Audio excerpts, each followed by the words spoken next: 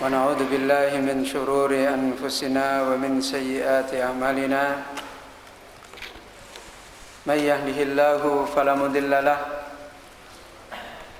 ومن يضلل فلا هادي له وأشهد أن لا إله إلا الله وحده لا شريك له وأشهد أن محمدا عبده ورسوله يا أيها الذين آمنوا اتقوا الله حق تقاته ولا تموتن إلا وأنتم مسلمون يا أيها الناس اتقوا ربكم الذي خلقكم من نفس واحدة وخلق منها زوجها وبث منهما رجالا كثيرا ونساء واتقوا الله الذي تساءلون به والأرحام إن الله كان عليكم رقيبا يا أيها الذين آمنوا اتقوا الله وقولوا قولا سديدا يصلح لكم أعمالكم ويغفر لكم ذنوبكم ومن يطع الله ورسوله فقد فاز فوزا عظيما أما بعد فإن أحسن الكلام كلام الله وخير الهدى هدى النبي صلى الله عليه وآله وسلم وشر الأمور محدثاتها وكل محدثة بدعة وكل بدعة ضلالة وكل ضلالة في النار.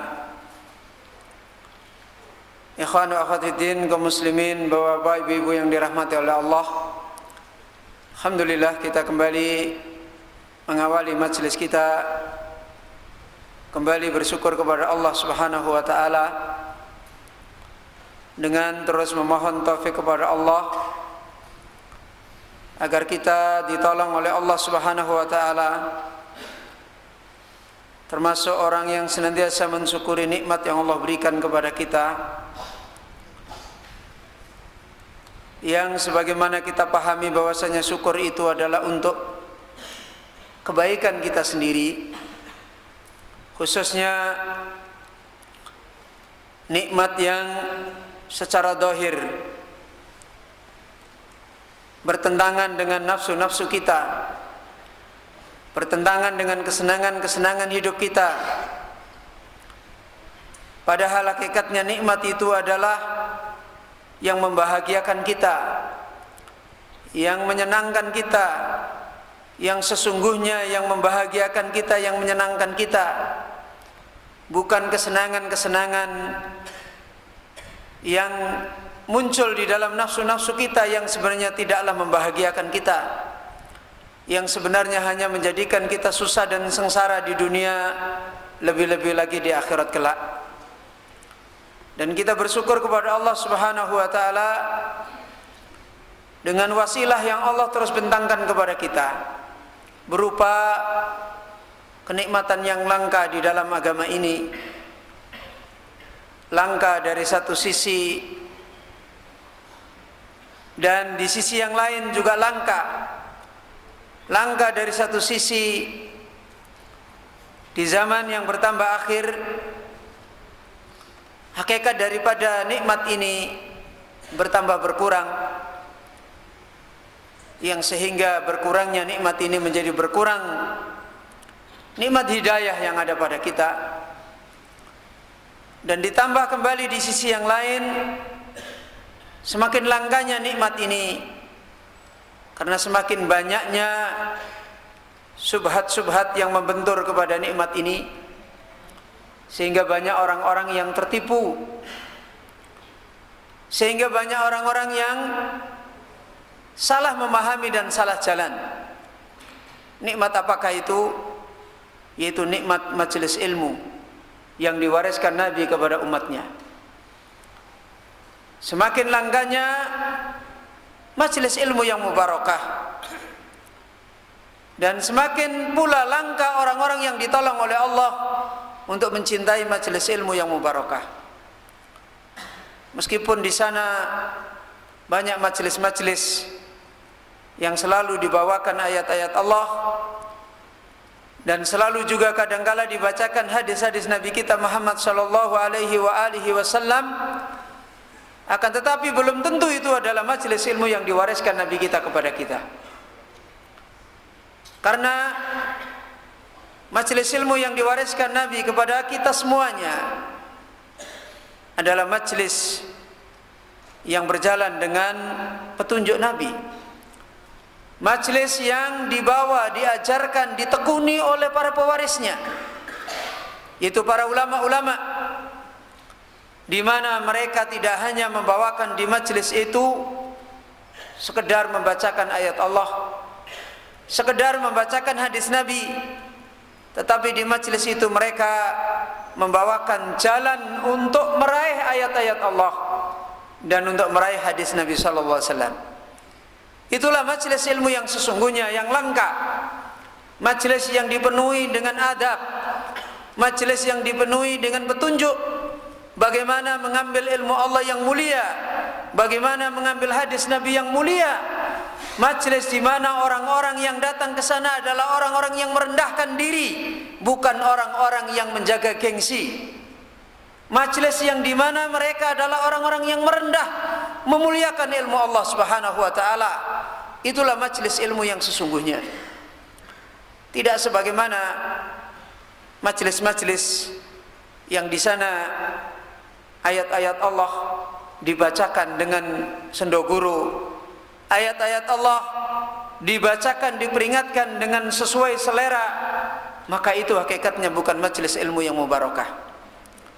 Maka kita selalu memohon taufik kepada Allah Subhanahu wa taala agar kita ditolong oleh Allah Azza wa Jalla senantiasa mencintai majelis ilmu yang Allah ridhai, itu majelis yang diwariskan Nabi kita, yang sebagian ulama kita mengatakan, man arada ayyandura ila majalisil anbiya fandur ila majalisil ulama.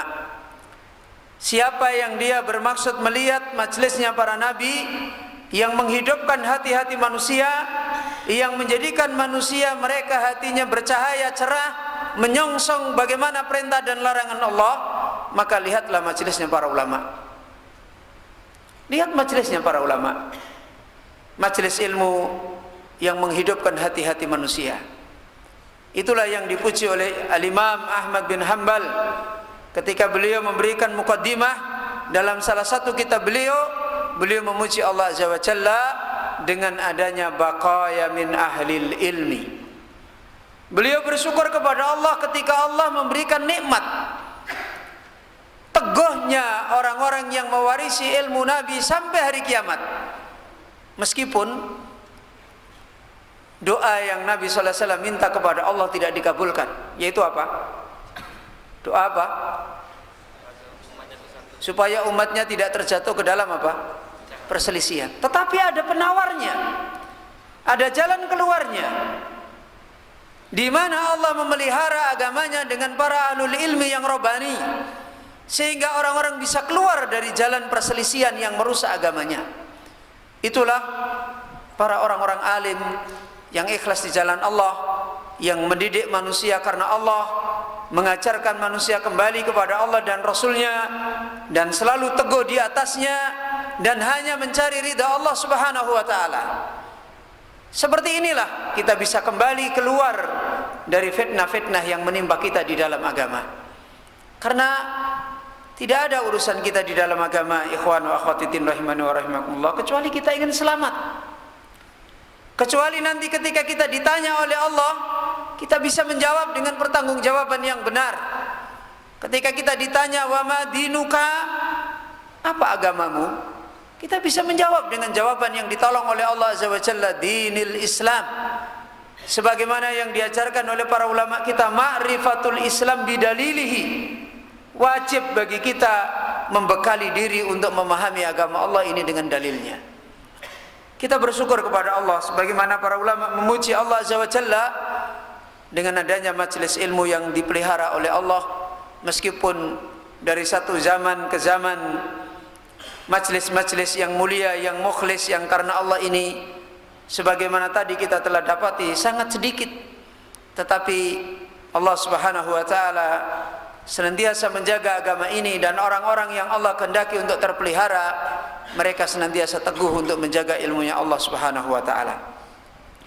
Ikhwan wa akhwati din rahimani wa rahmatullah. Malam hari ini kita lanjutkan murojaahnya, kita tunda dulu. Yang sudah persiapan murojaah sudah dapat pahala, yang belum juga belum dapat pahala karena enggak persiapan. Ya. Itulah makanya niat yang baik itu selalu mendatangkan kebaikan. Walaupun belum jadi, sudah dapat pahala. Orang berniat mati syahid di jalan Allah Azza wa Jalla, matinya di atas kasur, dia mendapatkan pahala apa? Pahala jihad. Orang yang hatinya tidak punya azam untuk berjuang di jalan Allah Azza wa Jalla, mati tertembak musuh, mati syahid enggak? Enggak. Bukan mati syahid di jalan Allah Azza wa Jalla. Maka hendaknya kita selalu menjadi hamba-hamba Allah yang cerdas hati kita, agar pintu-pintu kebaikan senantiasa dimudahkan oleh Allah Subhanahu wa taala. Tadi malam kita telah sampai pada penjelasan yang disimbolkan oleh Al-Imam Ibnu Al-Qayyim rahimahullah, hakikat daripada al-hijratu ilallah, yaitu firru ilallah, yang maknanya adalah terkandung firru minallah ilallah. Dan orang yang mereka hijrah kepada Allah kelihatan jelas di dalam kehidupannya, yaitu orang yang lari menuju kepada Allah Azza wa Jalla, baik dalam mencari manfaat maupun menghindar daripada madarat. Dan orang yang seperti ini akan terlihat di dalam hidupnya, hatinya tidak punya ketergantungan dengan selain Allah, lepas sama sekali. Hati ini tidaklah marah, tidaklah cinta, kecuali berhubungan dengan Allah. Kecuali berhubungan dengan Allah. Kalau marah karena Allah, kalau cinta karena Allah. Makanya orang-orang yang belum meraih hijrah di jalan Allah, ketemu orang yang seperti ini, nyambung enggak? Nyambung enggak? Enggak nyambung. Ya, enggak nyambung. Orang yang hatinya hijrah kepada Allah, begitu ada ayat sami'na wa ata'na, dia kok terlalu terburu-buru tuh, masih ada waktu. Sudah enggak nyambung, terus sering enggak nyambung. Sikapnya selalu beda. Orang yang hatinya telah lepas hubungannya kepada selain Allah dengan orang yang mereka masih ta'alluq kepada selain Allah Azza wa Jalla, walaupun dohirnya dia menerima agama, akan berbenturan. Akan berbenturan, tidak akan bisa ketemu. Jadi tauhid itu bukan dipertemukan di dalam soal THB. Ya, tauhid dipertemukan oleh Allah di dalam kehidupan. Orang-orang yang bertauhid di dalam hidupnya akan bertemu dengan orang-orang yang apa? Yang bertauhid. Dan orang-orang yang tauhidnya bohong di dalam hidupnya tidak akan bertemu dengan orang yang apa? Yang bertauhid.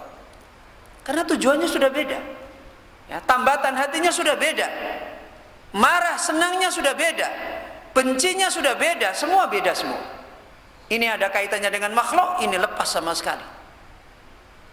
Apakah sekarang pertanyaannya, orang yang hatinya sudah terputus dari hubungan kepada selain Allah, apakah dia tidak ngurusi selain Allah? Mal jawab, apa jawabnya? Orang yang hatinya sudah terputus, tidak punya hubungan kecuali hanya kepada Allah, apakah dia tidak ngurusin selain Allah? Hah?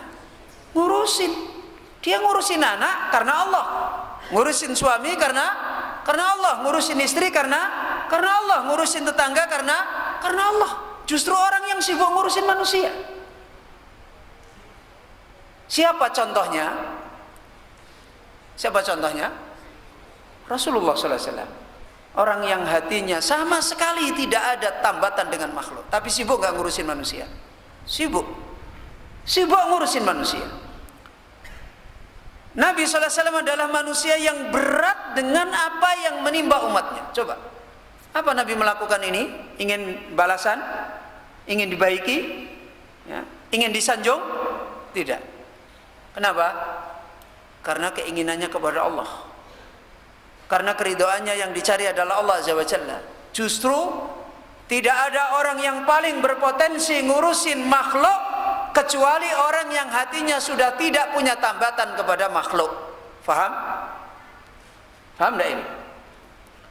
Justru orang yang hatinya masih bertambat kepada makhluk, dia tidak bisa ngurusin makhluk. Paham ini? Benar nggak? Orang yang hatinya terfitnah dengan makhluk, dia malah nggak bisa ngurusin makhluk. Contoh misalnya, orang yang hatinya terfitnah dengan duit, bisa ngurusin makhluk? Nggak bisa, ya kan? Nggak bisa ngurusin makhluk. Dia mau ngurusin sana, oh nggak bisa ini duit nanti saya bagaimana? Nggak bisa ngurusin makhluk. Justru orang yang hatinya lepas dari makhluk, hanya bergantung dengan Allah Azza wa Jalla, dialah orang yang paling bertanggung jawab ngurusi makhluk. Lihat Nabi paling bertanggung jawab ngurusi makhluk. Lihat para pewarisnya paling bertanggung jawab ngurusi makhluk. Makhluk dari tidak tahu mengurus dirinya diurus. Kan begitu kan? Orang-orang yang tidak dapat hidayah, hakikatnya bisa ngurus dirinya nggak? Hah? Bisa nggak? Nggak bisa. Nabi menasihati mereka, mereka salah paham, dikira ganggu. Kan begitu? Baru setelah Nabinya pergi, ternyata Nabi itu baik.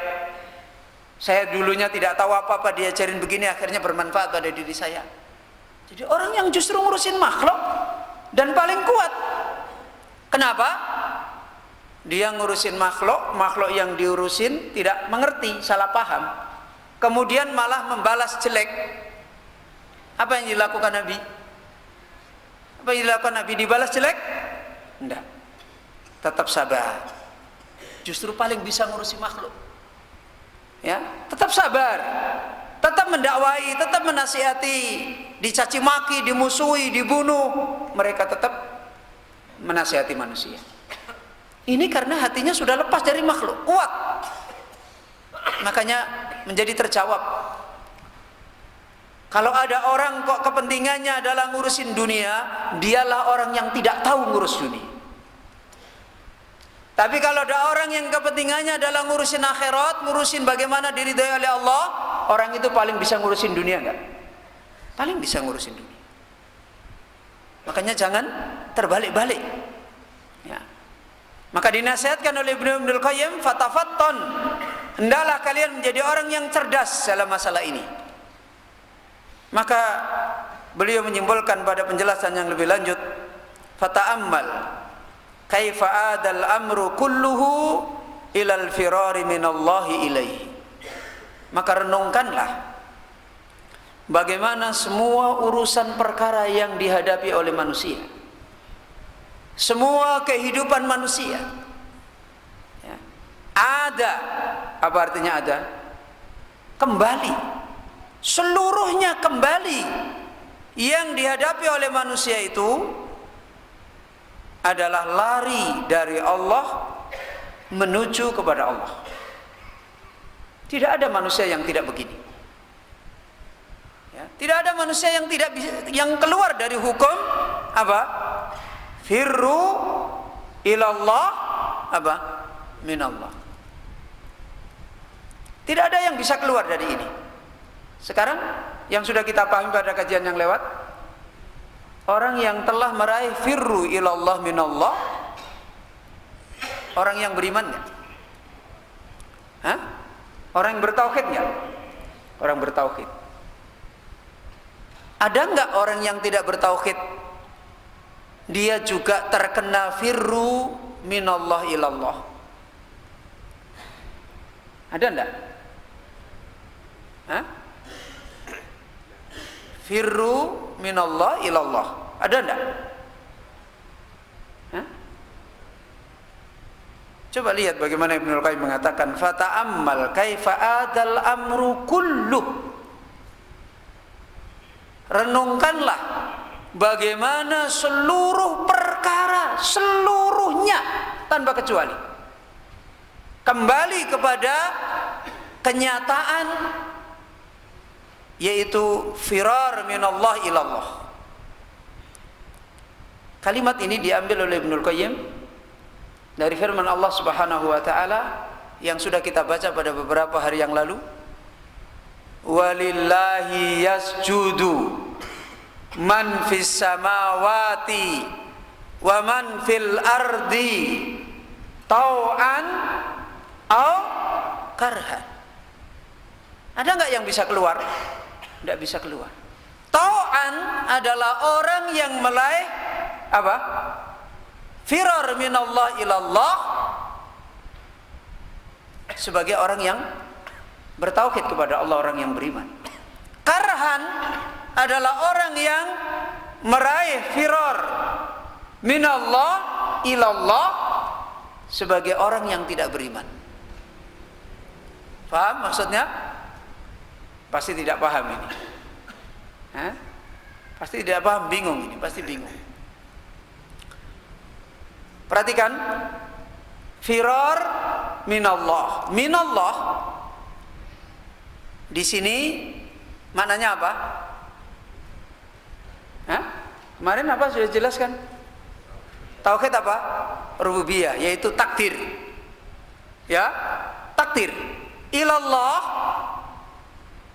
apa?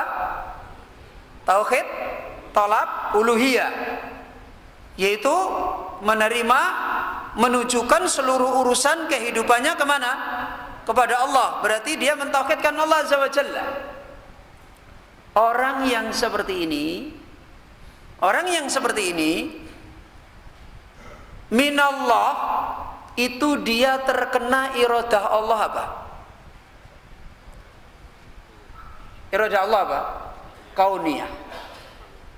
Minallah, dia terkena iradah Allah apa? Kauniyah. Kemudian ilallah, dia terkena iradah Allah apa? Syariah. Ada orang yang tadi diterangkan oleh Allah karhan, yasjudu lillahi man fis samawati wa man fil ardi apa? Karhan.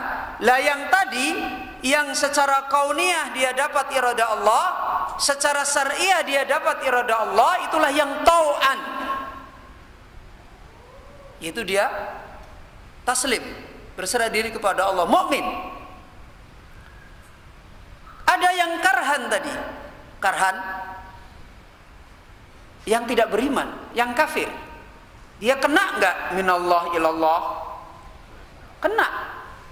Tapi minallahnya ilallahnya iradah kauniyah semua. Paham ini?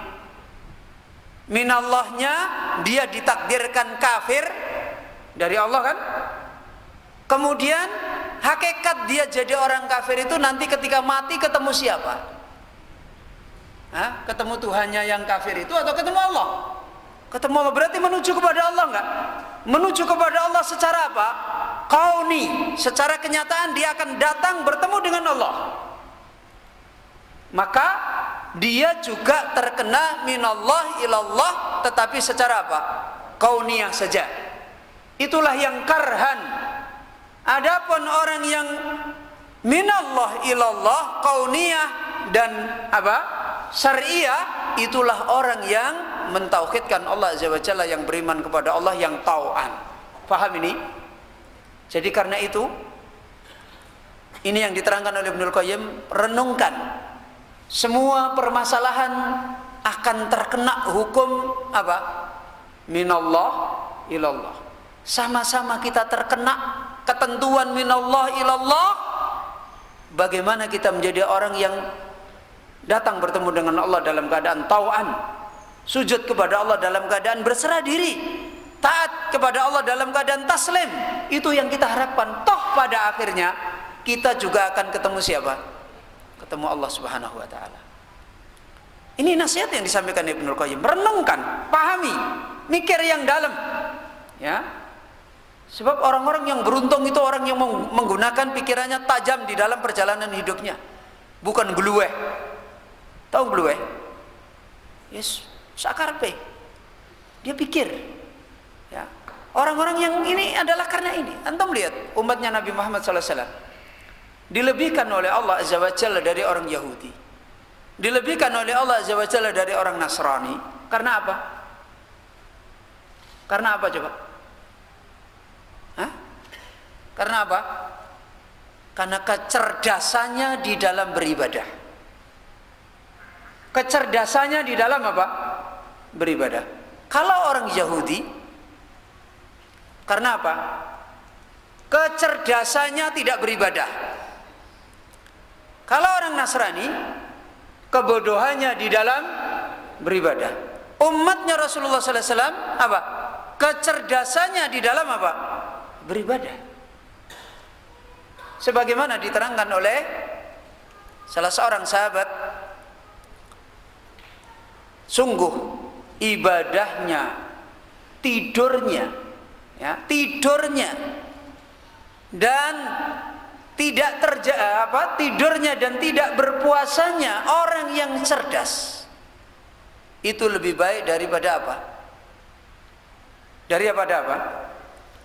Daripada ibadahnya orang yang bodoh walaupun apa? Bergunung-gunung. Tapi perlu dicatat tadi, tidak puasanya orang yang cerdas. Jadi yang dimaksud tidak berpuasa ini cerdas.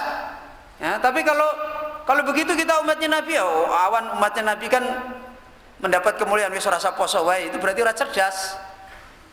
Tidak berpuasanya orang yang cerdas, gitu. Jadi tidak berpuasa tapi cerdas. Dia tidak berpuasa itu dengan ilmu, karena ada orang tidak berpuasa tidak pakai ilmu. Misalnya wanita haid, aku poso terus gen khusuk. Ini puasa pakai ilmu enggak? Puasa enggak pakai ilmu. Ya. Tapi datang haid, saya tidak boleh puasa. Kemudian dia pelajari bagaimana orang haid tidak boleh puasa, kemudian dia lakukan. Dia tidak berpuasa karena ilmu enggak? Karena ilmu. Makanya ketika ada seorang wanita dulu datang kepada Aisyah radhiyallahu anha, ya, wahai Aisyah radhiyallahu anha, saya mau mengqadha salat saya ketika haid, di mana saya tidak boleh apa? Tidak boleh salat. Sebagaimana saya mengqadha saya apa? Puasa ketika saya haid tidak boleh apa? Puasa. Apa kata Aisyah radhiyallahu anha? Akharuriyatun anti. Apakah kamu orang khawarij? Ya. Apakah kamu orang khawarij? Menunjukkan apa? Bodoh. Beribadah dengan apa? Bodoh. Wong dalilnya itu kunna nu'maru biqada'i saum wala nu'maru biqada'is shalah. Dalilnya itu kita diperintahkan mengqadha puasa dan tidak diperintahkan mengqadha apa? Salat. Lah kok dia berpikir sendiri? Itu bodoh. Karena itulah kita harus cerdas di dalam menempuh ibadah. Gunakan pikiran yang betul agar kita meraih jalan ibadah itu mulia. Karena kita umatnya Nabi Muhammad SAW dalam semua medan ibadah dibutuhkan kecerdasan. Ya, sehingga umat Nabi Muhammad itu ibadahnya tidak secapek umat-umat terdahulu. Ya, tetapi pahalanya apa? Melampaui umat-umat yang apa? Yang terdahulu. Itu karena kecerdasan. Tahu bagaimana cara ibadah yang mendekatkan diri kepada Allah, Allah lebih ridha walaupun tidak capeknya luar biasa. Ini nasihat yang disampaikan oleh beliau Al-Imam Ibnul Qayyim. Dan kemudian beliau mengatakan wahwa maknal hijrati ilallah ta'ala. Dan inilah maknanya orang yang hijrah kepada Allah Azza wa Jalla. Ada kalanya orang yang hijrah kepada Allah adalah tau'an, ada kalanya orang yang hijrah kepada Allah adalah apa? Karhan. Ya. Walihada qala an-nabiy sallallahu alaihi wa alihi wasallam, al-muhajiru man hajara ma nahallahu anhu. Karena itu Nabi sallallahu alaihi wasallam bersabda, siapa orang yang hijrah? Orang yang hijrah adalah orang yang telah hijrah meninggalkan perkara yang Allah telah melarang darinya. Inilah orang yang hijrah untuk Allah. Ya. Menghijrahkan hatinya untuk Allah itu seperti ini. Walihada yaqrinu subhanahu bainal imani wal hijrati fil Qur'an fi ghairi mawdi'in litalazzumiha waqtida'i ahadihima lil akhari. Karena inilah kata beliau Al-Imam Ibnul Qayyim, Allah Subhanahu wa taala senantiasa mengiringkan, menyertakan antara iman dan antara hijrah di dalam Al-Quran, tidak hanya pada satu tempat, banyak di dalam ayat. Bahwasanya orang beriman itu selalu apa? hijrah.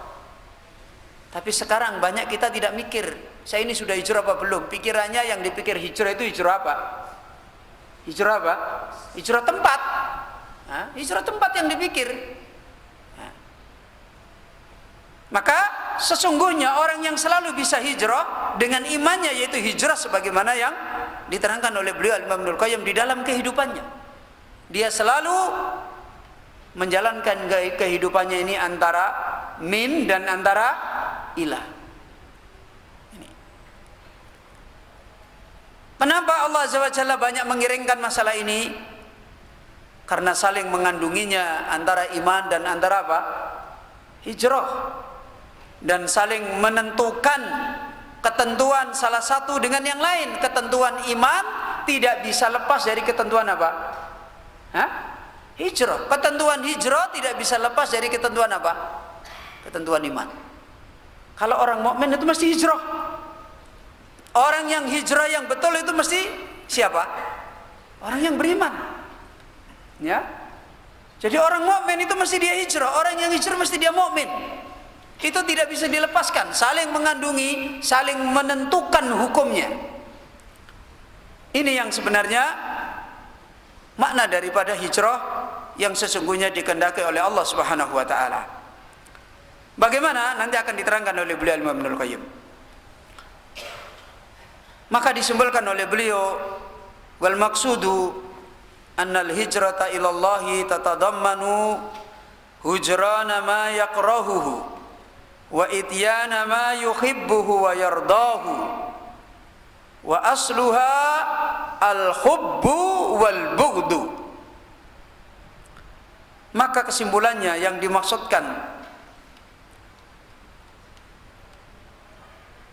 tentang pembahasan hijrah kepada Allah ini adalah sesungguhnya hijrah kepada Allah itu senantiasa mencakup dua hal. Hijrah kepada Allah min wa ila itu selalu mencakup punya objek yang tidak pernah lepas dari dua hal. Dan kalau ini tidak ada, hakikatnya hijrah minallah wa ilallah itu tidak terrealisasi di dalam hidup. Dan hakikatnya tauhid itu hanya sebuah definisi yang dihafal di dalam pikiran manusia. Dan tauhid itu ternyata tidak ada sesungguhnya di dalam kehidupan seseorang. Ya, tidak ada sesungguhnya dalam kehidupan seseorang. Karena Allah menghendaki kita bertauhid di dalam hidup kita atau di dalam tulisan? Di dalam hidup. Ya. Karena itu orang yang bertauhid, orang yang beriman disebut oleh Allah di mana? Di dalam Al-Qur'an dengan sebutan apa? Orang yang beriman disebut oleh Allah dengan sebutan apa? Mukmin. Apa maknanya? Sifat iman itu melekat di dalam hidup dia. Itu isim fa'il. Jadi sifat itu melekat, tidak bisa terpisah di dalam apa? Pada dia sebagai orang yang hidup. Dan mukmin itu isim fa'il menunjukkan dia adalah pelaku perbuatan. Berarti orang yang beriman hari-hari tidak pernah berhenti melakukan daripada masalah apa? Masalah iman, yaitu masalah minallah ilallah, tidak pernah berhenti. Jadi bukan orang mukmin itu nulis di atas kertas ana mu'minun, ana mu'minun, ana mu'minun terus sampai berhari-hari. Bukan itu. Ini hakikat daripada iman yang benar. Ya. Maka hijrah kepada Allah itu adalah mencakup amalan dua perkara. Yang pertama hujrana ma yakrahuhu, meninggalkan perkara apa saja yang Allah tidak suka. Apa saja yang Allah tidak menyukainya, maka dia tinggalkan. Ya. Wa ityana ma yuhibbuhu wa yardahu. Yang kedua, mencakup mengamalkan, ya, mendatangi, menempuh apa saja yang Allah mencintainya dan Allah apa? Meridhoinya. Ini kenyataan hidup. Ya, kenyataan hidup yang harus ditempuh sebagai orang yang hijrah kepada Allah. Ya. dan kehidupan manusia pernah berhenti meninggalkan sesuatu dan mengerjakan sesuatu enggak? Pernah enggak? Manusia itu berhenti, gerak gitu, tidak meninggalkan sesuatu dan tidak mengerjakan sesuatu. Pernah enggak? Enggak pernah. Berarti hakikatnya kalau manusia sampai gagal meninggalkan yang dibenci oleh Allah, ya berhenti meninggalkan yang dibenci oleh Allah, kemudian berhenti mengerjakan yang Allah cintai, hakikatnya dia berhenti enggak? Hah? Hakikatnya dia berhenti enggak? Tidak. Karena tidak pernah ada manusia berhenti, itu tidak ada. Manusia itu vakum, itu tidak ada, kecuali nyawanya hilang baru dia vakum. Ya. Manusia itu kalau tidak melakukan, meninggalkan. Kalau tidak melakukan, meninggalkan. Kalau dia tidak melakukan, meninggalkan minallah ilallah secara tau'an, maka dia akan apa? Melakukan, meninggalkan secara apa? Karhan. Itu pasti. Itu pasti, tidak bisa dibohongi. Ya. Kalau tidak menyentuh perkara, tidak mengerjakan perkara yang Allah cintai, maka dia akan mengerjakan perkara yang apa? Yang Allah tidak cintai. Itu sudah pasti. Tidak ada manusia itu diam tidak beraktivitas. Tidak ada. Nah, ini kita harus cerdas memahami masalah ini. Dan dari mana hal ini bisa berlangsung, berjalan di dalam kehidupan orang yang hijrah ilallah? Ya. Buktinya banyak orang beriman, pada kenyataannya perjalanannya dia sebagai seorang mukmin yang seharusnya dia dengan hijrahnya kepada Allah, apa yang Allah benci dia tinggalkan, dan apa yang Allah cintai ridhoi dia kerjakan. Tapi banyak kenyataan yang apa? Seperti itu atau terbalik? Hah? Seperti itu atau terbalik yang banyak terjadi? Banyak terbalik. Sekarang kenapa? Padahal kalau ditanya dia mukmin, ya, beriman kepada Allah, ya, disuruh jadi orang kafir juga nggak mau, saya jadi orang mukmin, kan begitu. Jadi orang mukmin tapi tingkat dungsek, tahu tingkat dungsek, orang karu-karuan didelok itu, iki mukmin apa orang mukmin toh?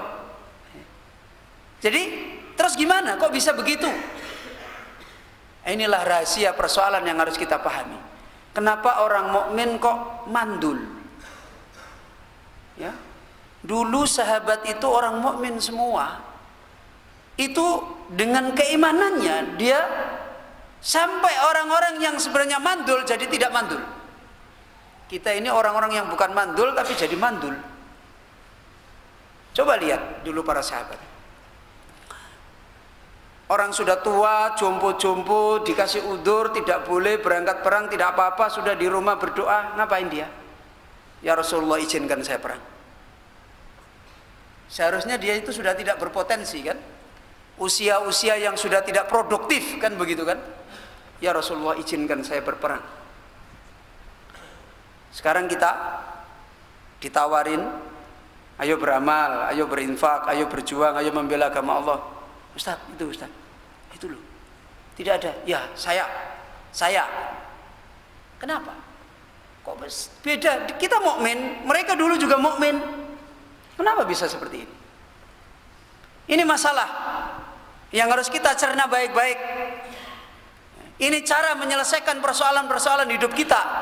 Kenapa kita begini? Ini harus dicerna. Kalau antum salah mengobati, bahaya. Ya. Salah mengobati bahaya. Ini sakit, menunjukkan iman ini sedang terkena penyakit. Makanya jangan salah mendatangi orang yang ngobatin.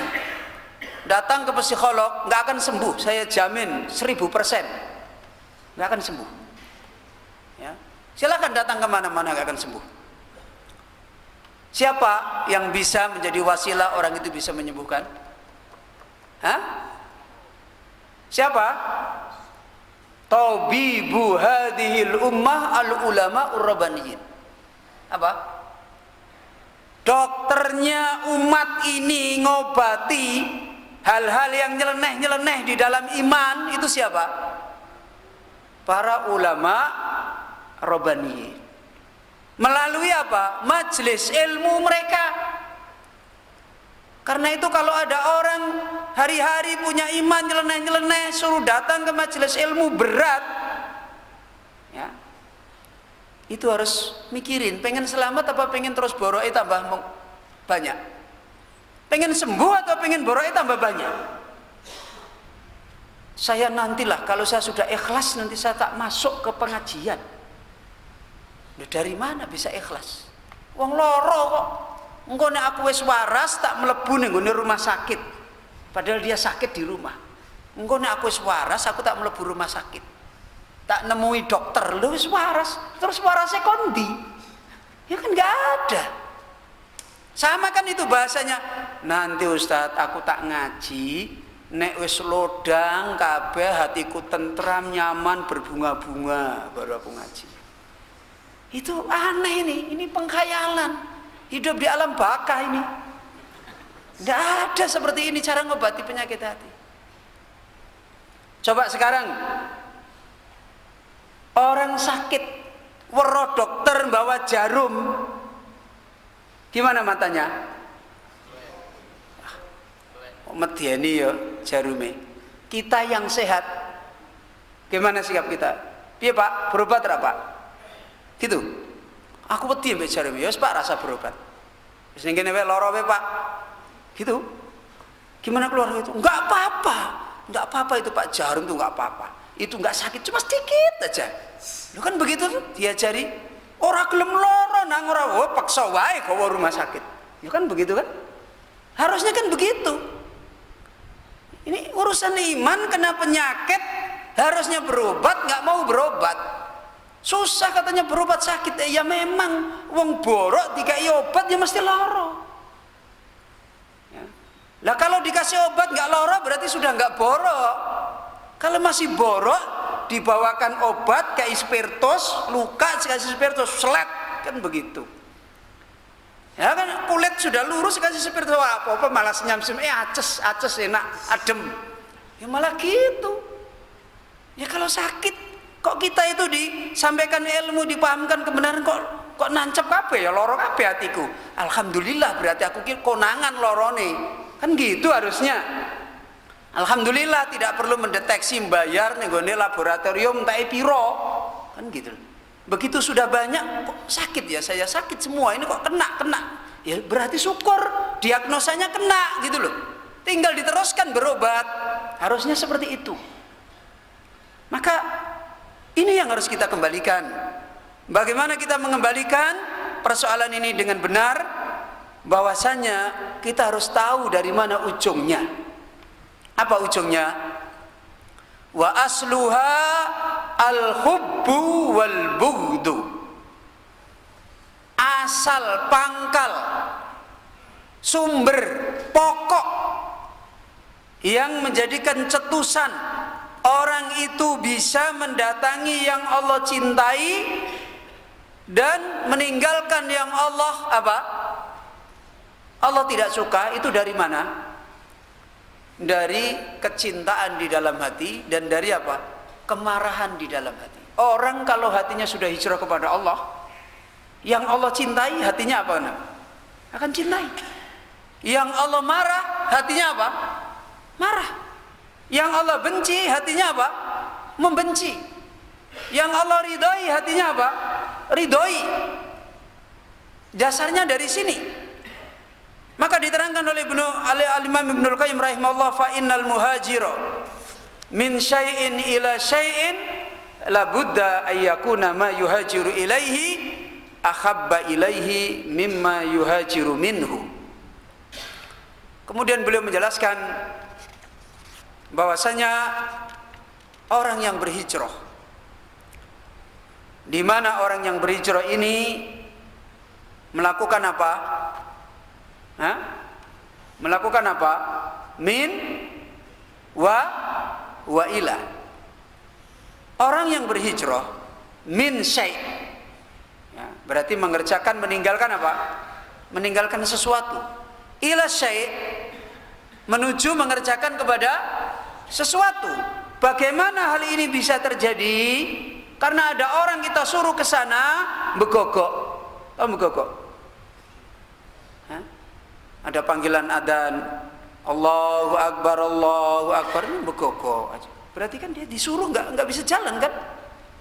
Sudah qomat masih begoko. Ini berarti dia tidak bisa, kabel hijrahnya ini terganggu. Harusnya begitu ada panggilan seperti itu langsung dia jalan. Apa ini persoalannya?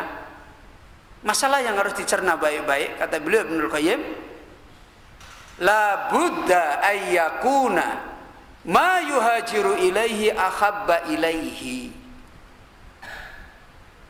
mimma yuhajiru minhu. Perbuatan hijrah min syai' ila syai' wajib untuk itu bisa terrealisir, di mana orang itu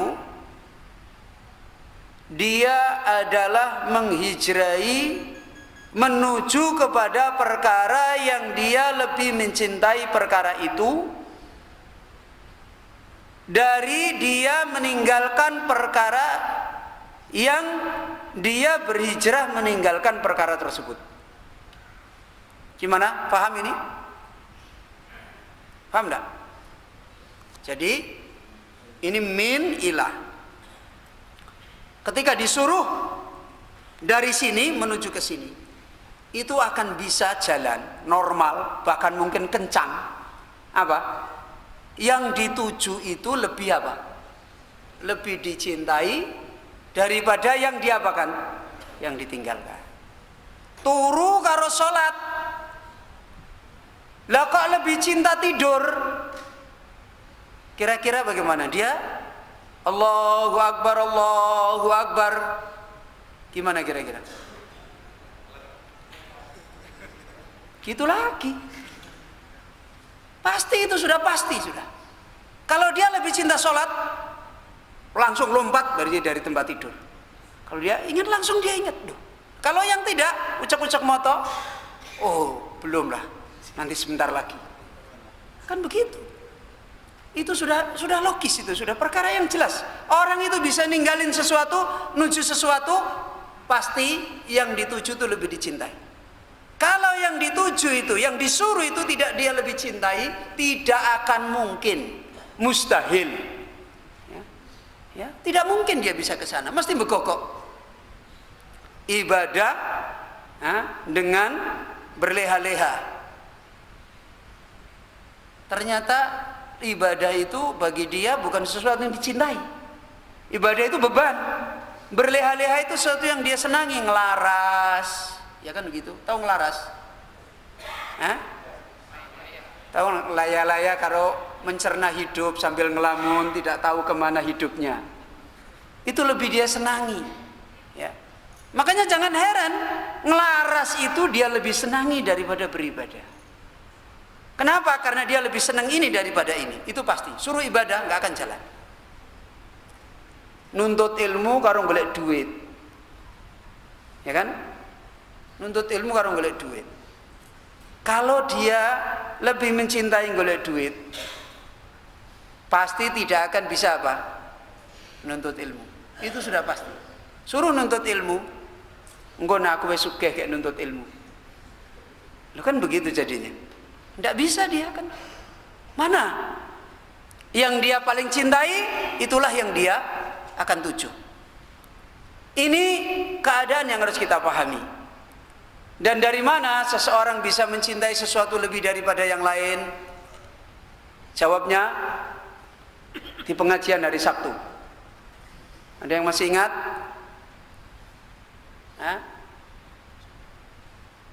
Loh, nggak ada yang ingat. Mahabbah itu adalah syajarah. Saquha apa? Mahabbah itu adalah pohon. Bisa jadi nek ngaji ki do ngrungokke apa to? Rekamane we kebake ra karuan. Segala macam elektronik sampai HP sing gudi-gudi cili-cili dibeli semua. Fasilitasnya banyak, tapi kok angger ditakoni iki sajane iki sing direkam apa sing dirungokke apa? Mungkin makanya kadangkala fasilitas itu bikin tambah bodoh.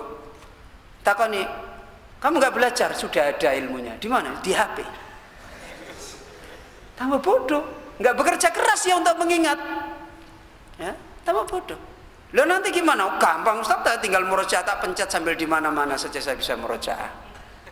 Begitu di mana-mana bawa HP, SMS-nya banyak yang datang, jadi nggak jadi murojaah. Nah, kan begitu, dikira mudah kita ini. Fasilitas mudah, ternyata juga tidak mudah belajar. Ya kan begitu. Makanya jangan berpikir saya ini nggak bisa belajar Ustaz. Kenapa? Nggak ada fasilitas lah, nggak seperti teman-teman saya. Ini alasan yang tidak bisa dipahami. Justru orang yang tidak banyak fasilitas itu biasanya lebih bisa belajar. Lebih bisa belajar. Kepengenannya tidak oke, kan gitu. Sederhana cara berpikirnya, akhirnya di dalam ilmu berpikirnya kokoh. Ya. Cara nginget-nginget juga beda. Ngerungokke pelajarannya juga beda. Aku ora duwe HP, ora duwe rekaman, metendeng dia. Ya, ngantuk dipegang matanya, dibuka begini. Kan begitu. Tapi yang punya HP sambil ngerungokke, sambil ngeleng-ngeleng istrinya di rumah, anaknya. Engko nek ora mudeng gampang, telepon ono, HP ono. Ya, bar tokoma, istrinya tersenyum, anaknya tersenyum, ora sida takon. Sudah nggak jadi, bubar. Banyak fasilitas bubar.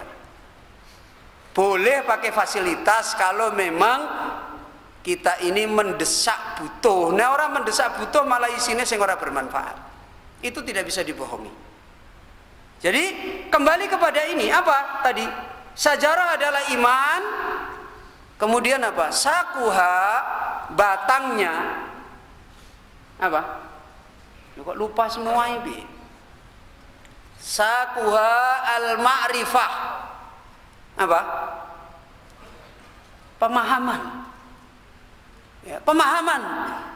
Sekarang ada orang dikasih HP, ya, dengan dikasih ubi, dia lebih memilih ubi. Dia lebih mencintai ubi. Kenapa? Karena dia tidak paham.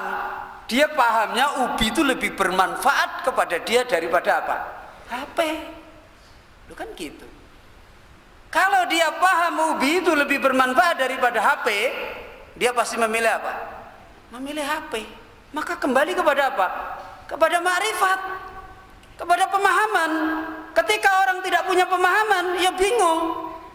Suket lu dipilih daripada jambu yang rasanya manis. Kenapa? Aku seneng suket napa tak gawe geluntungan. Itu karena tidak punya pemahaman, pemahamannya rendah, hidupnya cuma geluntung nih gone suket kan rendah pemahamannya. Tapi orang yang pemahamannya tinggi nggak seperti itu. Maka kecintaan itu akan lahir dari mana? Dari pemahaman. Kalau kita tidak banyak paham sesuatu, maka tidak akan kita apa? Bisa mencintai sesuatu. Makanya ngaji, dengan ngaji itu banyak paham. Bukan jawabnya aku ngerti, kita kan harus beriman kepada Allah. Iya sudah, aku udah tahu beriman. Ngaji terus, tiwas ngaji ora beriman padha wae apa ono wae. Ngaji kok ora beriman iki piye? Alasane iku ono-ono aja itu loh. Jadi kita dengan ilmu bertambah paham, tambah tahu. Makanya ulama kenapa tambah mabuk mencintai ilmu? Kenapa? Karena tambah paham. Kenapa kita tambah sakit hati dengan ilmu? Karena tambah nggak mudeng. Ngaji ra mudeng, memahami ra mudeng, apa ra mudeng, ya tambah sakit hati. Suruh berangkat ya alasannya ada saja. Ini permasalahannya di sini. Maka hijrah kepada Allah Azza wa Jalla itu kembali kepada pemahaman kita.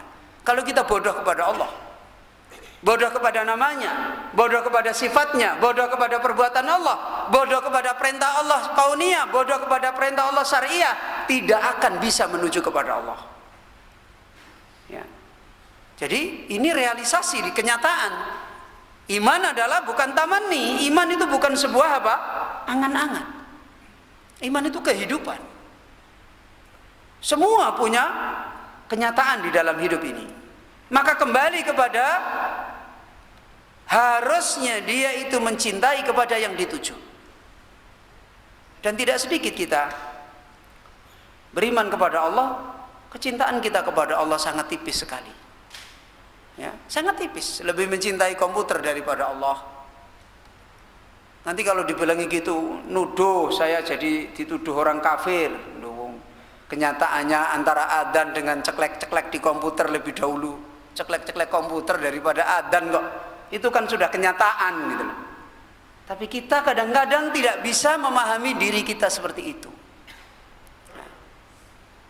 Ini karena memang kita ini hidup di dunia lain, ikhwan wa akhwati fillah. Kita ini hidup di dunia lain. Dunia kita sekarang ini bukan dunianya dulu ketika iman itu bersinar. Ini dunia lain ini sekarang ini. Dunia sekarang kita hidup ini dunia iman itu redup. Ya. Kalau dunianya dulu sahabat, tabi'in, atba'ut tabi'in itu dunia di mana iman itu apa? Bercahaya. Ya. Sekarang kita itu menjadi orang yang kelihatan taat saja rikuh, pekewuh. Kan begitu. Kalau dulu orang tidak taat sedikit saja, wah, bingung dia, bingung. Enggak taat sedikit itu bingung. Kita sekarang nggak taat banyak sekali, nyaman betul. Ini kena, ya itu kan orang kalau sudah kumpulnya orang sakit, dia ngerasakan sakit atau sehat. Nah, ini warga negara semuanya isinya sakit. Nah, gimana? Dia ngerasakan sakit atau sehat? Sehat, walaupun sebentar mati seragam kan begitu. Lu kan rasanya sehat. Dia tidak mikir kalau dia itu sakit. Sekarang masyarakat semua isinya pencuri semua. Ya. Dia merasa bahwasanya kampung itu kampung jahat.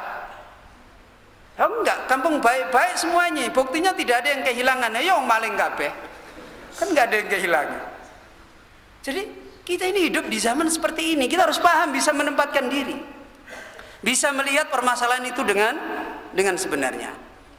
Maka beliau Ibnul Qayyim menjelaskan lebih lanjut, fayu'athiru akhabbal amrayni ilaihi alal akhar. Wa idza kana nafsul abdi wa hawahu wa syaitanuhu innama yad'uhu ila khilafi ma yuhibbuhu Allah wa yardahu wa qad buliya bihaula'i tsalas fala tazalu tad'uhu ila ghairi mardati rabbih. Kata beliau Ibnul Qayyim, maka manusia itu di dalam praktek hijrahnya dan terus menerus manusia itu pada kenyataannya berhenti dari hijrah enggak? Hah? Pada kenyataannya berhenti dari hijrah enggak? Tidak. Hah? Tidak berhenti dari hijrah. Sampai pun dia tidur pun tidak berhenti dari hijrah. Ya. Terus menerus manusia itu selalu di dalam menempuh hijrahnya, dia mendahulukan dua perkara yang paling dicintai kepada dia daripada yang lain. Itu pasti. Setiap dia menempuh sesuatu, pasti yang ditempuh itu lebih apa? Lebih disukai. Itu pasti. Ya. Maka diterangkan oleh beliau bagaimana urusan hijrah kepada Allah, realisasinya jika nafsunya seorang hamba ya, dan hawanya, keinginannya seorang hamba, wa syaitanuhu dan setannya seorang hamba adalah hanyalah ketiga itu, yaitu nafsu manusia, hawanya, setannya, selalu mengajak kepada hamba kepada menyelisihi apa yang Allah cintai dan apa yang Allah ridhoi. Dan dalam keadaan sungguh mereka manusia itu selalu dicoba oleh Allah, dihadapkan oleh Allah, ditimpakan oleh Allah tiga perkara tersebut. Apabila ternyata yang ada pada diri seseorang, nafsunya, hawanya, setannya, itu yang memanggil dia, itu yang selalu memanggil di dalam dirinya, dalam jiwanya. Dan tentu hawanya, nafsunya, setannya itu memanggil kepada apa yang Allah berselisih dengan apa yang Allah cintai dan Allah ridhoi. Dan manusia tidak pernah berhenti diuji oleh Allah, dihadapkan dengan ini. Karena manusia itu pada dirinya ada nafsu, ada hawa, dan selalu ada bersamanya apa? Setan. Selalu ada bersamanya setan. Hanya ada orang yang ditolong oleh Allah, ada orang yang apa? Tidak ditolong oleh Allah Azza wa Jalla. Ya. Dan manusia terus menerus seperti ini. Ini yang menjadikan manusia apa? Fala tazalu tad'uhu ila ghairi mardati rabbih. Ini yang terus menjadikan manusia, mengajak jiwa manusia, diri hamba menuju kepada yang Allah tidak ridhoi. Maka kita periksa diri kita sendiri. Hari-hari kita tahu ini perbuatan ini Allah tidak ridhoi, ini tidak ridhoi, ini tidak ridhoi. Kok kita kerjakan? Ya, kok kita kerjakan? Berarti jelas-jelas kita ini sedang terkena apa? Terkena nafsu kita, terkena hawa kita, terkena setan kita, sudah jelas. Dan jangan kemudian itu dianggap sebagai satu persoalan manusiawi, humanis. Bukan, ini urusan hidup. Urusan hidup itu imma kita menuju kepada panggilan Allah, imma kita menuju kepada panggilan siapa? Panggilan nafsu, panggilan hawa, panggilan setan. Tidak ada yang lain. Kalau tidak menuju kepada panggilan Allah, ya mesti jatuh kepada panggilannya nafsu, hawa, dan setan. Gak ada. Ya. Kemarin kan awal-awal kita sudah terangkan. Hatta perkara yang mubah, apa yang mubah? Yang boleh, itu pun ketika dikerjakan manusia, ada kalanya dikerjakan karena panggilan Allah, ada kalanya dikerjakan karena panggilan siapa? Panggilan hawa nafsu, panggilan apa? Setan, kan begitu. Seperti yang kita sudah terangkan, perkara yang dibolehkan oleh Allah, mengambil dunia misalnya. Ketika kita mengambil dunia dengan tidak untuk mencari ridha Allah, berarti panggilan hawa nafsu. Perkara yang boleh, apalagi yang jelas-jelas dituntunkan di dalam agama Allah Azza wa Jalla. Wada'iyul iman yad'uhu ila mardati rabbih. Adapun panggilan iman, dia selalu memanggil menuju kepada keridhaan Rabbnya. Maka kemana manusia hijrah? Apa menuju ke panggilan iman atau menuju ke panggilan apa? Panggilan nafsu, panggilan hawa, panggilan setan. Kembali kepada apa? Tadi kemana dia lebih apa? Kemana dia lebih apa? Lebih mencintai. Kalau dia lebih kenal dunia daripada kenal iman, pasti panggilannya menuju kemana? Ke dunia. Itu sudah pasti. Ya. Kalau dia lebih kenal dunia daripada kenal iman, pasti menuju ke sana. Ya, pasti menuju ke sana. Ya. Kalau dia lebih kenal daripada persoalan-persoalan hawa nafsunya, daripada persoalan agama Allah Azza wa Jalla, dia lebih paham itu, pasti dia tinggalkan urusan agama Allah Azza wa Jalla. Ya. Makanya masalah ini, ya ikhwan, adalah masalah yang kembali sebagaimana beliau Imam Ibnul Qayyim menerangkan di dalam kitab Al-Fawaid. Beliau menjelaskan bahwasanya manusia itu antara panggilan kebenaran dan panggilan kebatilan, memahami kebenaran dan memahami kebatilan itu ada 4 perkara. Yang berhasil cuma 1, yang 3 gagal semua. Ya. Yang berhasil cuma 1, yang 3 gagal semua. Kenapa? Siapa yang berhasil? Orang yang mengerti kebenaran, iman dan sebagainya total, detail, dia tahu semua. Maka dia akhirnya apa? Kalau sudah banyak tahu tentang iman sampai seperti itu, apa yang terjadi dalam hatinya? Tadi sudah kita terangkan. Apa? Hah? Kalau orang sudah banyak tahu tentang urusan iman, sampai sekecil-kecilnya dia tahu, apa yang terjadi dalam hatinya? Hah? Mencintai iman, kan tadi sudah diterangkan kan? Kecintaan itu kembali kepada apa? Pemahaman. Terus kata Ibnul Qayyim, dan dia tahu kebatilan pun terperinci, detail. Akhirnya dia apa? Tahu kebatilan sampai sekecil-kecilnya dia tahu. Apa yang ada dalam hatinya kalau orang sudah seperti ini? benci dengan kebatilan. Inilah orang yang sukses. Dan sahabat adalah orang yang paling tahu iman secara apa? Sampai sedetail-detailnya, dan tahu kekufuran juga apa? Sedetail-detailnya. Karena seseorang, perimbangan antara cinta dan benci itu harus lengkap pemahamannya. Kalau tidak, nanti dia tidak akan bisa punya perimbangan yang seperti ini. Ini yang satu yang sukses. Yang dua mana? Tahu iman, ya. Tapi iman itu dia tahu cuma global, cuma sedikit dia tahu. Bisa melahirkan kecintaan yang mendalam? Enggak. Kemudian dia tahu kerusakan iman sampai sekecil-kecilnya. Dia bisa membenci? Dia bisa membenci? Hah? Dari mana dia membenci? Wong modal yang dicintai tidak ada. Hah? Dia tidak bisa membenci.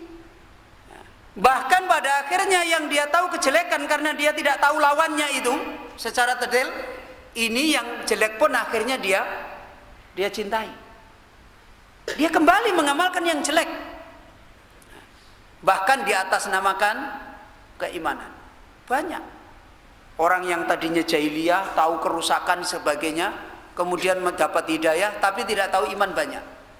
Akhirnya kembali lagi enggak dia mencintai jahiliyahnya? Kembali lagi, malah di atas namakan apa? Di atas namakan agama. Tidak bisa. Terus ada orang yang tahu apa? Hah?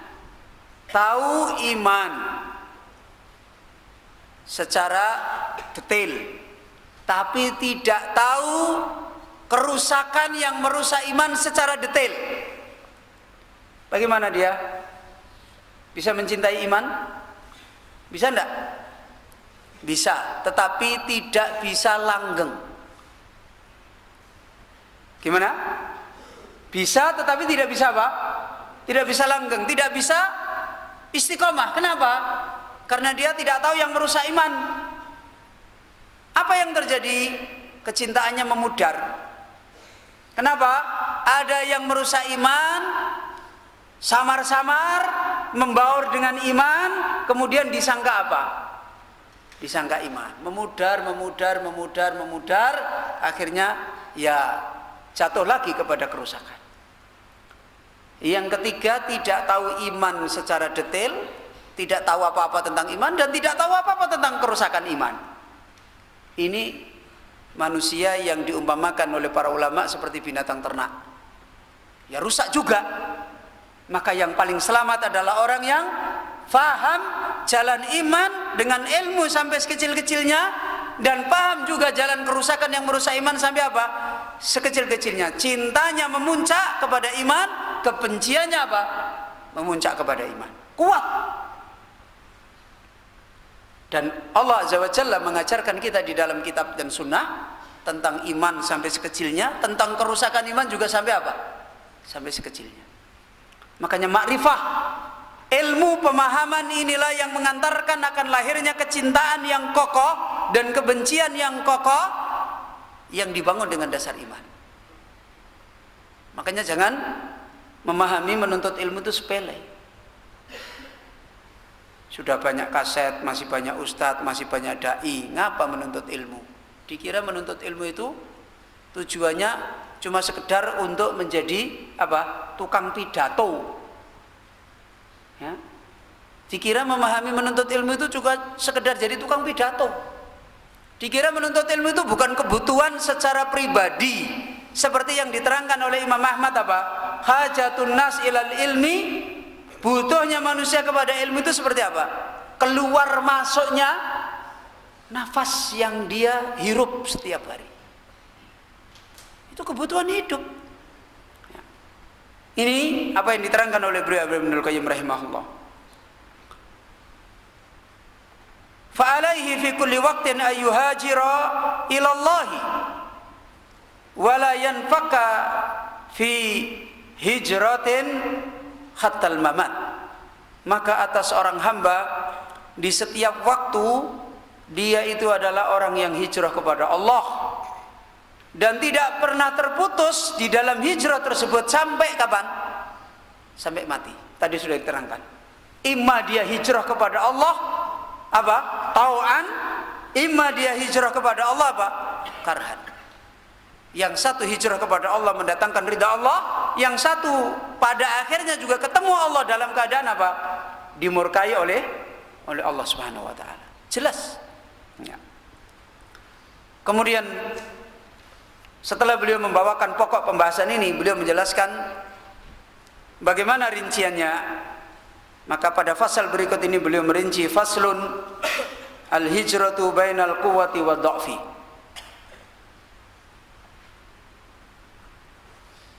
Fasal bahwasanya hijrah sebagaimana yang disebutkan tadi, hijrah ilallah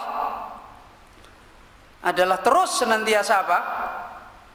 Senantiasa berjalan pada kehidupan seorang hamba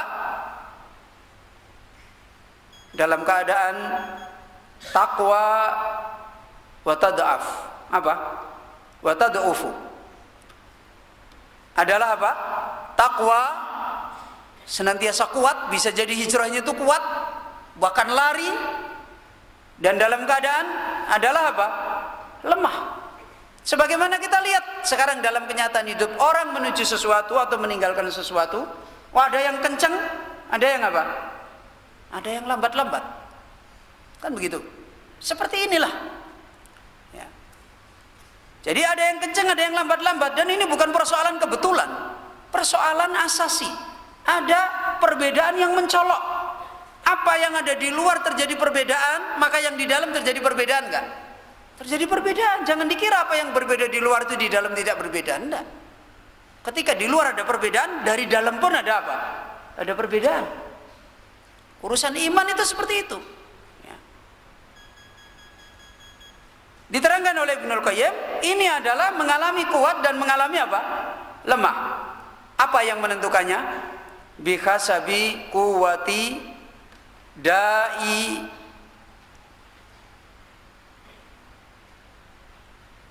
mahabbati wa dha'fihi. Hal ini terjadi sesuai dengan kadar kuatnya panggilan kecintaan dan lemahnya panggilan kecintaan. Kecintaannya kepada Allah itu kuat apa lemah? Maka disitulah nanti hijrahnya mengalami kuat atau lemah. Ketika iman lemah, panggilannya lemah, hijrahnya lemah. Ya, itu sudah sesuatu yang tidak bisa dipungkiri. Tidak ada orang imannya panggilannya kuat, cintanya akhirat luar biasa, cintanya kepada Allah luar biasa, sholatnya males. Nggak ada. Ya, nggak ada seperti itu. Terus dia berasa, wong sholat kurang tak ketok. Nggak ada. Ya. Orang iman itu kelihatan. Ya. Aku kan tidak pengen ria di dalam sholat. Saya sholat kamu tidak tahu. Dulu terus sholat dengan di. Ya, tidak bisa. Orang itu kelihatan sudah. Urusan ria dan tidak ria itu urusan lain. Secara dohir, kalau orang itu panggilan imannya kuat, maka dohirnya panggilan hijrahnya apa? Kuat. Dan itu dibuktikan di dalam kita.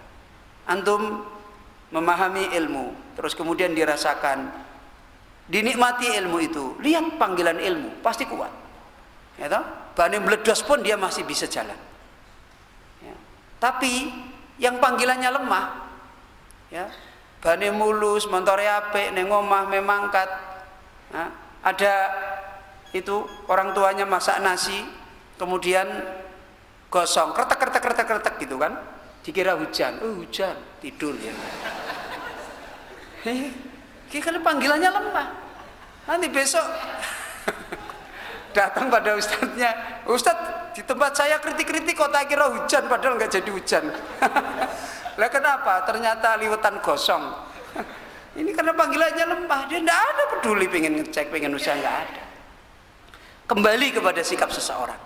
Kalau panggilannya kuat, maka hijrahnya akan kuat. Kecintaannya kuat, maka hijrahnya akan kuat. Kalau lemah, ya lemah.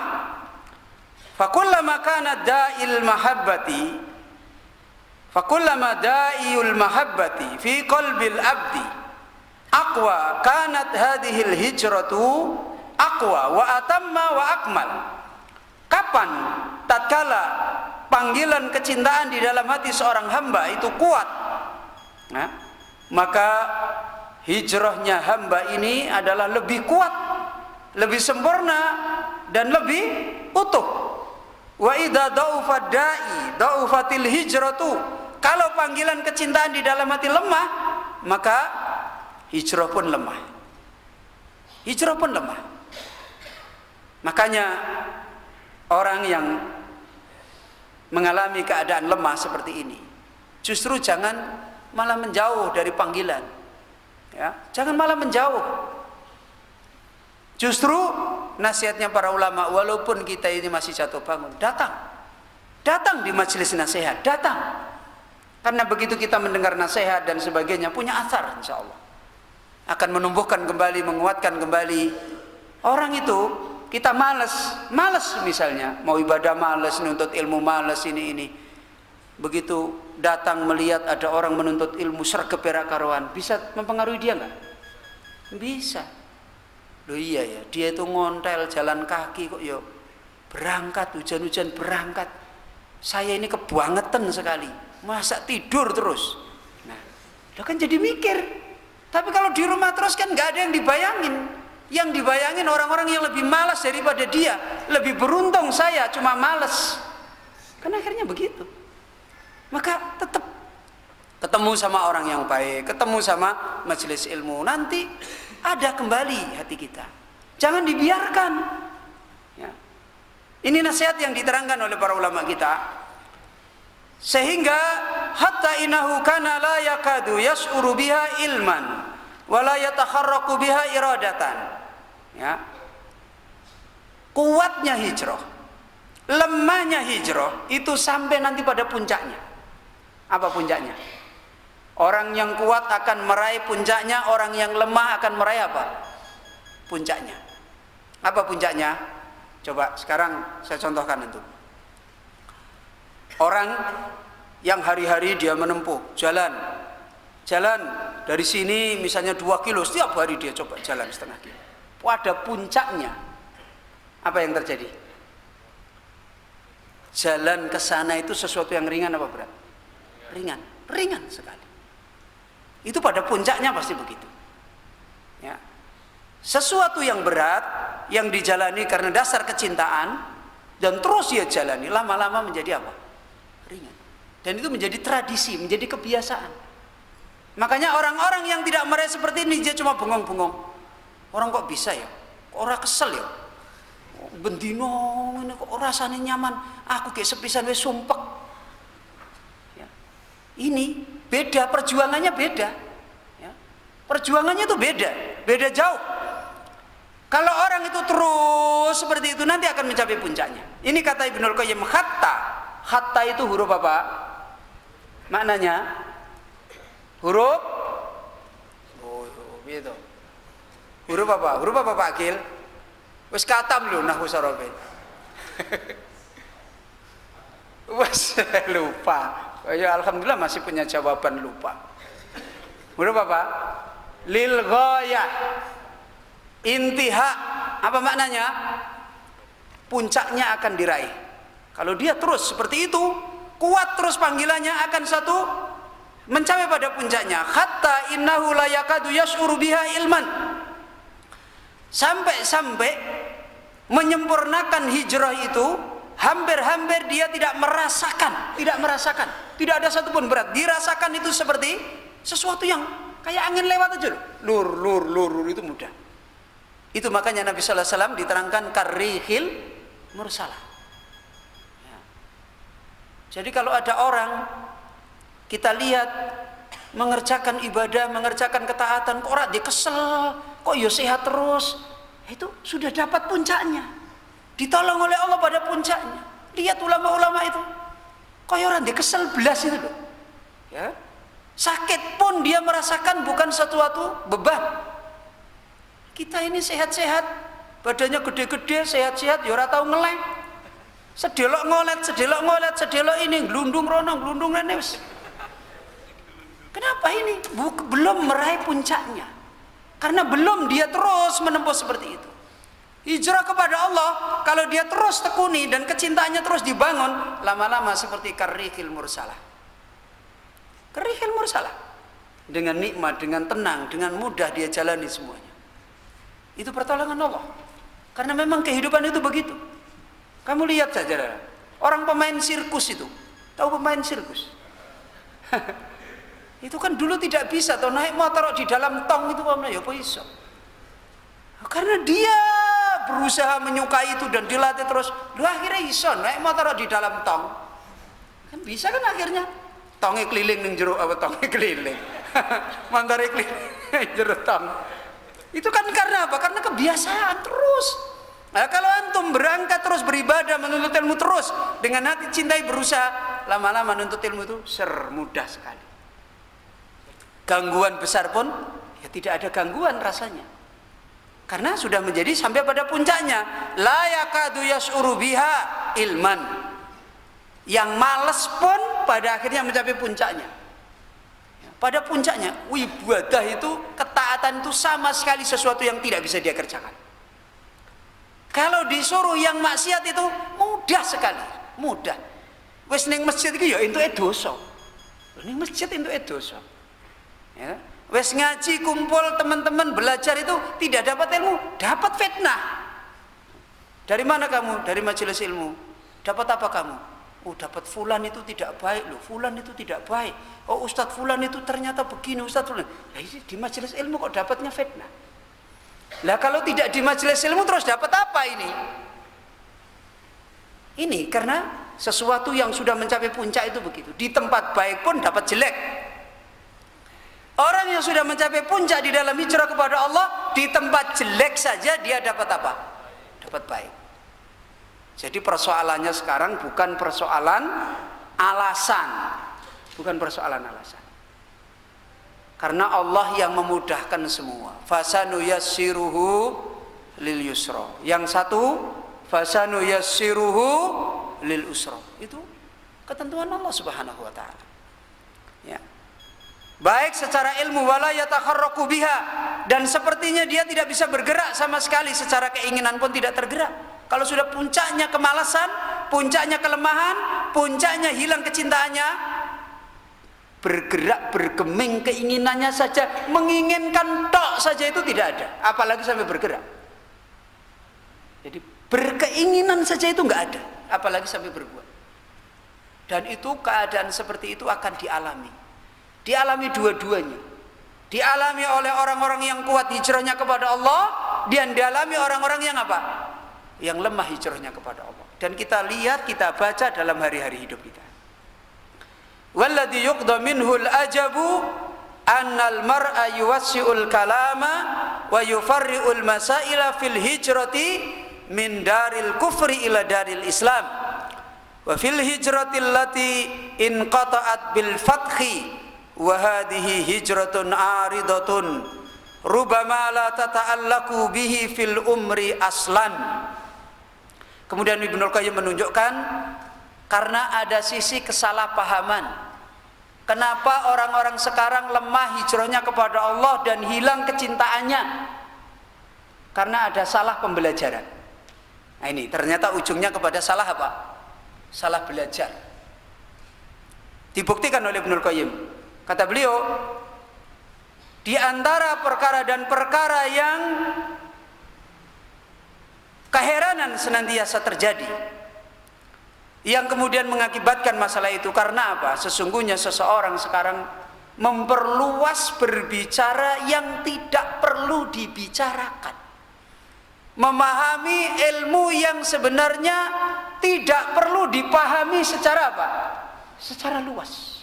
Apalagi ilmu-ilmu yang tidak dibutuhkan. Makanya orang mempelajari ilmu yang sebenarnya belum dibutuhkan, sementara ilmu yang mendesak dia butuhkan dia tidak pelajari. Tercela apa terpuji? Tercela. Ini kesalahan belajar. Kesalahan belajar. Lawang beribadah we susah, Lah kok melajari ilmu piye carane gawe negara? Lho kan ini. Lho kan ini namanya kan kacau ini namanya. Piye carane gawe negara Islam engko khalifahnya adil, makmur, padahal dia ibadah wae itu susah. Itu namanya orang sudah kacau. Makanya tidak pernah terwujud ibadahnya orang dong, negaranya tambah orang dong. Semuanya nggak beres. Ini pembenaran yang harus diluruskan kembali dalam belajar. Belajar itu dari aulawiyat. Tahu aulawiyat? Kalau dalam bahasanya orang kuliah apa? Skala prioritas. Ya kan begitu kan? Belajar itu harus tahu mana yang diprioritaskan, mana yang didahulukan. Bukan asal belajar. Gen ketok mentareng belajar mengkritik alul hadis. Mengkritik alul hadis rek. Salatnya malas mengkritik alul hadis. Anak itu namanya. Namanya belajar tidak benar. Supaya kelihatan ini kritikus yang ulung. Kritikus yang ulung kerjanya turu. Nek tangi turu ngomongin wong, turu meneh ngomongin wong meneh, turu meneh. Bukan kritikus yang ulung namanya. Jadi diterangkan Ibnu Qayyim di antara perkara yang mengherankan di mana seseorang memperluas pembicaraan ilmu dan memperpanjang menjadikan bercabang-cabang masalah di dalam membahas hijrah dari negeri kufur kepada negeri Islam. Pembicaraan kita ini hidup di negeri kafir, kita harus punya negeri Islam, tempat kita hijrah ini dibahas luar biasa. Ya, padahal ya ndek ora hijrah-hijrah. Ya kan lucu kan? Ya tetap urip ning negeri kufur padha wae. Ya. Cuma nanti pakai apa? Strategi supaya gen ora diarani negeri kufur, ndek gawe negara bayangan. Ya, jadi negara bayangan. Jadi, lho aku kan wis ora orang yang negeri kufur. Lah piye? Aku duwe negara dhewe. Lah negara ora ketok. Ya, karena tanahnya dompleng ning ngene negara kufur. Tanahnya dompleng, tandurane dompleng, omahe dompleng. Ya padha wae jenenge. Ya. Jadi ini adalah siasat yang tidak mengerti tentang pemahaman belajar. Ya. Kalau orang sekarang namanya orang belajar yang tidak realistis. Ya kan begitu. Ya, wong butuh iki mangan, ana ing ngarepe ana sawah, ya ana pacul, ana pari, ana pupuk. Kudune ndeke belajar apa ki? Belajar tandur kan, kudune kan gitu kan. Wong wetenge ngeleh, ana bibit pari, ana pupuk, ana pacul, ana sawah. Kudune jiko pacul ngangkat macul ning sawah kan ngono. Ora iso belajar. Harusnya gitu. Loh kok mikir piye carane gawe motor mabur? Gimana? Ini namanya belajar yang tidak benar.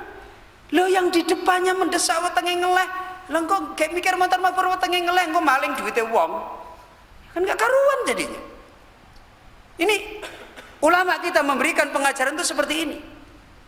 Karena yang mengherankan manusia sekarang berluas-luas sampai didalam-dalamkan belajar ilmu yang tidak mendesak untuk dia amalkan. Yang tidak mendesak untuk dia amalkan. Diskusi tentang cara sholat di bulan itu dari pagi sampai malam. Padahal orang sing lunga ning munggah bulan.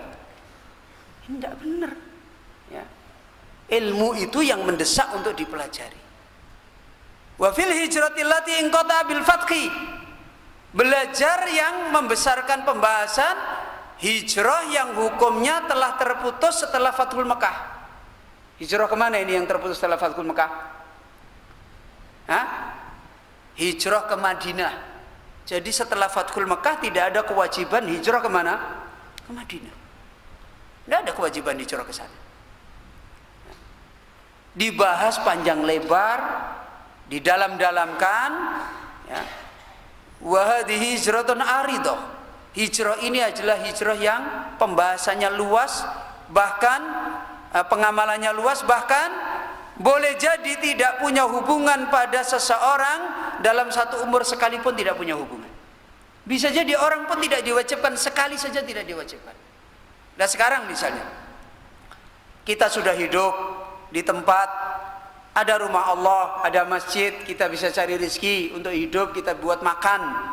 kemudian ada ilmu, kita bisa saling menasihati di dalam agama. Apakah kita harus kemudian lari? Hah? Pergi ke tempat yang lain karena dalam rangka tujuannya hijrah? Apakah seperti itu? Tidak. Kalau orang sudah dimudahkan oleh Allah, di tempat dia bisa terpelihara agamanya, terjaga agamanya, dia bisa belajar, dia bisa beribadah, dia bisa mengamalkan dan seterusnya, justru dia bagaimana? Memperjuangkan apa yang Allah sudah berikan pada dia. Tidak ada kewajiban dia harus pergi kemana, tidak ada. Nah ini. Maka diterangkan oleh Ibnul Qayyim seperti ini, amma hadhil hijratul lati hiya wajibatun ala maddil anfasi fa innahu la yukhassilu fiha ilman wala iradah. Di satu sisi, di sisi yang lain, adapun hijrah yang dia wajib sepanjang nafas hidup ini masih ada, yaitu hijrah apa tadi? Hijrah yang wajib fardu ain sepanjang hidup kita, hijrah apa? Al-hijratu ilallah.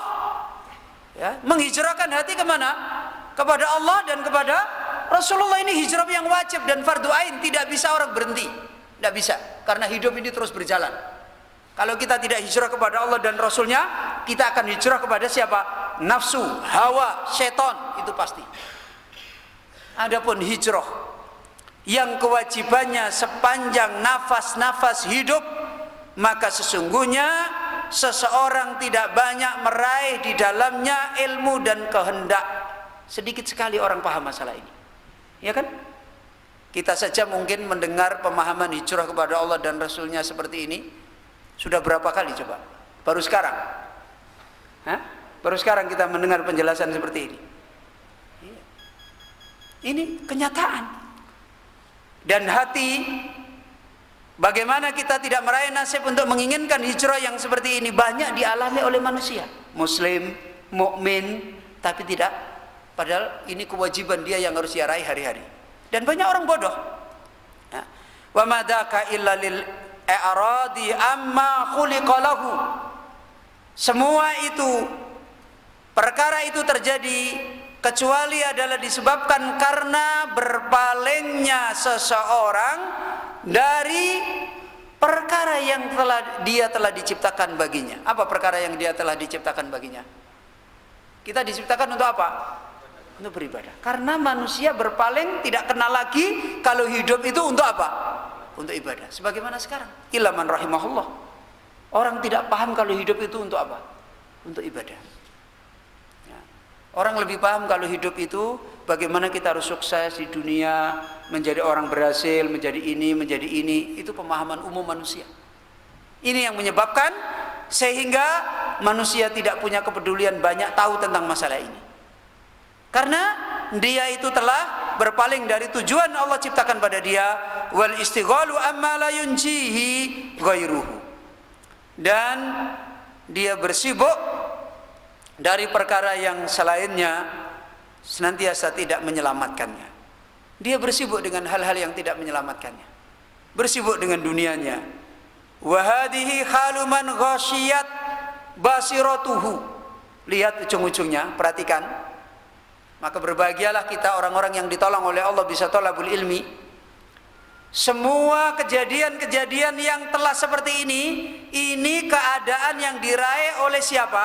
Oleh orang yang basirahnya tertutup. Apa basirah? Ilmu, pemahaman di hatinya tertutup. Orang yang tidak dapat hidayah. Orang kalau tidak dapat hidayah itu begini.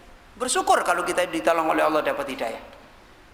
Inilah keadaan orang yang hatinya, mata hatinya, pemahaman hatinya tertutup, ghasyiyat. Wa da'ufat ma'rifatuhu bimaratibil ulumi wal a'mal. Dan orang-orang yang pemahamannya tentang tingkatan ilmu dan amal telah lemah.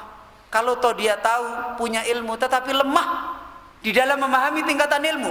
Banyak orang punya ilmu banyak tapi tidak paham tahapan ilmu. Banyak kan? Kalau disuruh hafal ini tahu, tapi dia tidak tahu jenjang membangun ilmunya sehingga ilmunya itu bisa dinaiki dengan tapakan-tapakan yang membahagiakan dia. Karena itu ulama beda dengan orang-orang yang tukang wawasan. Kalau ulama mau belajar, mau mendidik itu pakai ilmu. kitab apa dipikir, dipilihkan. Mau mendidik umat itu dipikir. Penuntut ilmu juga begitu, kalau dia paham tahapan-tahapan ilmu yang benar, bukan sekedar dia bagaimana belajar. Mana tahapan ilmu? Karena ilmu itu sebuah kebahagiaan. Kebahagiaan itu tuh berjenjang. Tidak ada kebahagiaan terus mendadak, itu tidak ada. Buktinya apa? Diumpamakan oleh ulama, ilmu itu seperti apa coba? Hah? Ilmu itu seperti apa? Seperti bukit. Bukit itu kan begini tuh bentuknya. Tidak ada bukit begini bentuknya. Kan? Bukit itu begini. Simbol sebuah kejayaan orang kalau dia sampai di mana? Di puncak. Kebahagiaan dia kalau dia sampai di puncak. Dan orang untuk sampai ke puncak dia harus ngapain? Harus tahu tahapannya. Harus tahu tahapannya. Makanya dinasihatkan ulama, min ayyi syai'in qata'ahu qata'aka. Terserah mana saja kamu mengambil, memotong ilmu itu, maka ilmu itu menjatuhi kamu. Bukan kamu dapat kebahagiaan, kamu terendam, terjungkirkan dengan ilmu. Ini orang walaupun hatinya dibukakan ilmu tapi tidak tahu tahapan ilmu yang dia raih, sebagaimana para ulama, sebagaimana orang-orang yang telah berhasil, sama nasibnya, kacau. Ya, bingung dia, tidak tahu. Makanya orang menuntut ilmu harus tahu tahapannya, tahu taksilnya, tahu bagaimana jalannya. Bukan megah-megahan. Ya, bukan megah-megahan. Lihat ulama-ulama kita, ulama besar ngajar manusia aja dengan kitab-kitab yang apa? Kitab yang tipis. Ya. Karena kita penuntut ilmu kadang-kadang tidak tahu. Ini yang dinasihatkan oleh beliau. Wal a'mal, demikian pula dia tidak tahu memperbaiki diri dengan tingkatan-tingkatan amal. Ingin meraih sebuah amalan yang besar itu harus dilatih. Harus dididik. Segala sesuatu itu harus dididik, dilatih. Tidak bisa sesuatu itu jadi baik tanpa kita melatih. Dan melatih itu tidak langsung cinta. Cinta itu dengan pemahaman yang dibangun, dengan latihan yang dibangun, lama-lama apa? Lama-lama akan lahir. Sebagaimana para ulama mengatakan, kami sholat 20 tahun menyiksa diri atau menikmati? Menyiksa diri. Setelah 20 tahun kemudian kami sholat menikmati sholat. Jadi memang kita manusia itu begitu. Untuk mencapai sebuah kebahagiaan di atas, itu harus paham jalan jenjangnya. Dan semua ini terjadinya kerusakan orang-orang yang tidak hijrah kepada Allah ini tadi adalah ujungnya karena kesalahan di dalam masalah apa? Dalam masalah apa? Masalah ilmu. Kesalahan dalam masalah ilmu. Makanya banyak orang secara zahir punya ilmu kemudian terjadi kerancuan, kekacauan, fitnah karena berangkatnya salah di dalam masalah ini. Wallahul musta'an wa bihi taufiq, la ilaha ghairuhu wa la rabba siwah.